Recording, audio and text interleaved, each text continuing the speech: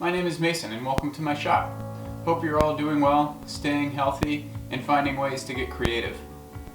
Today we're going to tackle a real simple project.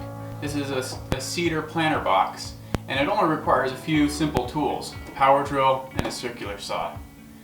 The real goal of this project is just to get you super comfortable with a circular saw, making rip cuts, cross cuts, and otherwise just being safe.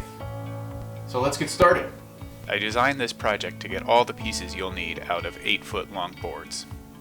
You're going to need 1 4x4 post, 3 1x6 decking boards, 1 1x4 decking board, and 1 box of 2-inch decking screws. The tools you'll need are a pencil, a measuring tape, speed square, drill, circular saw, and a rip guide for your circular saw. A few other things that are helpful but not required are a scrap 2x4 and a pair of quick clamps.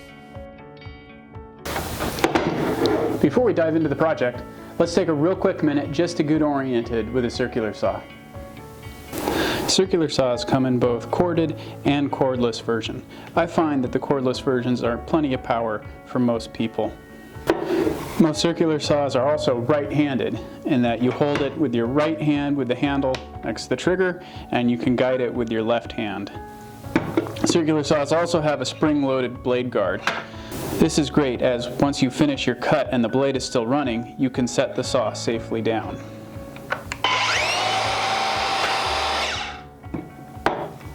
As you can see from the teeth on the blade spins away from you, so this saw is meant to be pushed, not pulled.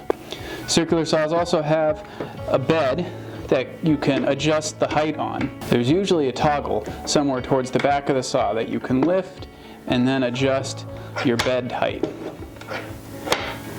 This allows you to cut woods of different thicknesses safely. You can also adjust the angle of the bed on most circular saws. This allows you to cut bevels. One important safety tip, you always want to disconnect the power from your circular saw whenever you're monkeying with the blade. The first step is to cut the boards that make up the sides of our box to the right length. We do this with what's called a cross cut, in that we're cutting across the grain. It's the most common type of cut you'll make with a circular saw. I first measure the length to 36 inches. Then I strike the line with my speed square.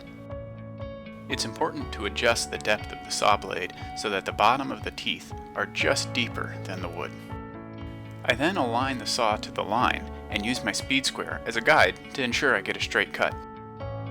Before starting the blade, I pull the saw back just slightly so the teeth aren't in contact with the wood. Then I start the blade and push smoothly forward.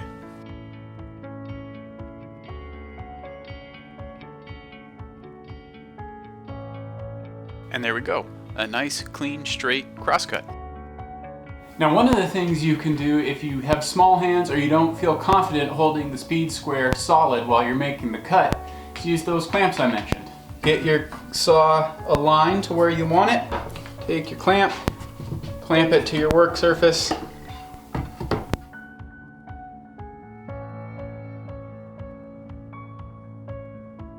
Let's talk about this 2x4 for just a sec. It actually serves two jobs. The first is that it protects my sweet workbench from getting cuts in it. The second and more important job it does is support my workpiece as I'm making my cuts. One of the dangers with a circular saw is that if you don't support both sides of your workpiece, gravity will pull either the offcut off mid-cut, which can be dangerous, or even worse, it will fall into the blade, causing kickback. So it's important that you support both sides of your workpiece as you're making your cut. We'll make a lot of crosscuts here, so it'll be good practice. Check out the cut list for more detailed information on the exact lengths. The other type of cut we make with a circular saw is what's called a rip cut. That's the kind of cut we use when we want to cut a board to a specific width rather than length. There are a lot of ways to keep rip cuts straight, but for this one, we'll use our guide, so be sure to install it like I am here. You may want to practice a rip cut on a scrap just to get the feel of it before we start on the real thing. The only different technique with a rip cut is that you'll apply a little pressure inward so that you can feel the rip guide making a positive contact with the wood throughout the entire cut. Now we need to cut the slot out of the 4x4 to receive the sides. We'll need to adjust our rip guide so that we cut out 2 inches of material. Then we adjust our blade depth to the same. Spend some time dialing this in precisely, as it's really important to get it right the first time. Be sure to secure the 4x4 to the work surface with clamps, or have a friend hold it steady before making your cut.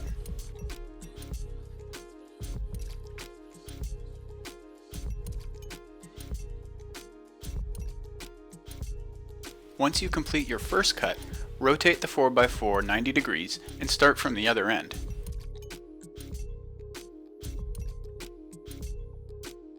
Another important safety tip is that you never want to pull the saw backwards while it's running. So as you're repositioning your clamps, make sure you stop moving the saw, stop the blade, then move your saw backwards, reposition your clamp, and then go along your merry way. If you don't quite get the cut depth right the first time, just readjust and take another pass. Be sure to hold on to the offcut from this step. We'll need it later. The next step is to cut our legs to length. So in this case, I'm actually going to stack 2 2x4s up to support the workpiece and readjust my blade.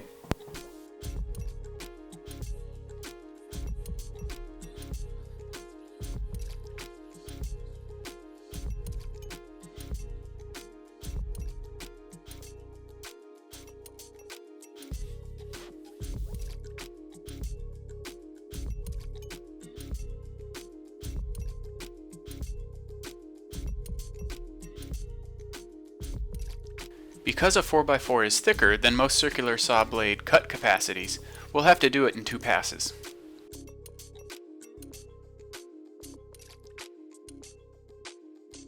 Now it's time to put it all together. I start by pre-drilling all the screw holes to keep the wood from splitting.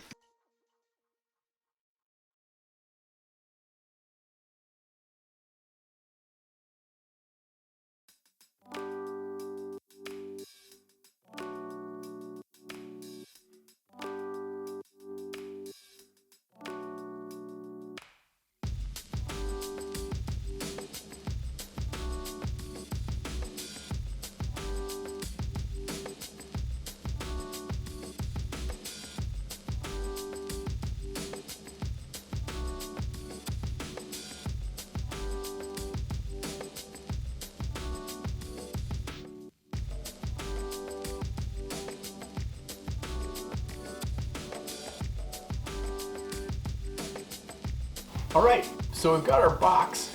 It's just missing one thing, a bottom. So what we need to do now is make some cleats that will support the decking for the bottom. This is where we use that offcut from our long rip earlier. I'll readjust my blade height again, and then cut 4 5-inch strips and 2 32-inch strips. We don't need to be super precise here, so it's a good time to practice cutting freehand.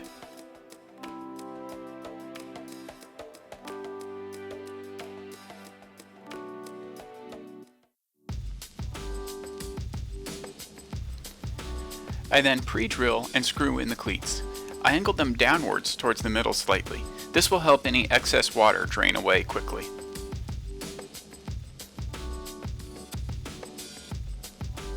Okay, so now we've got our cleats installed. We just need to cut the 2 boards that'll make up the bottom. I've measured this already. It should be about 33.5 inches.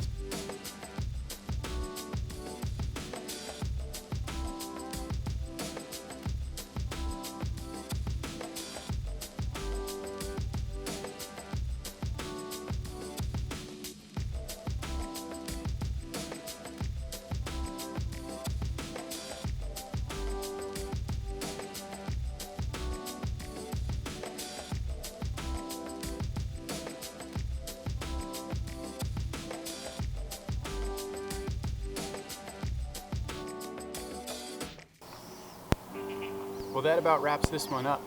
Thanks again. Hope you all had fun. Get creative and stay resilient.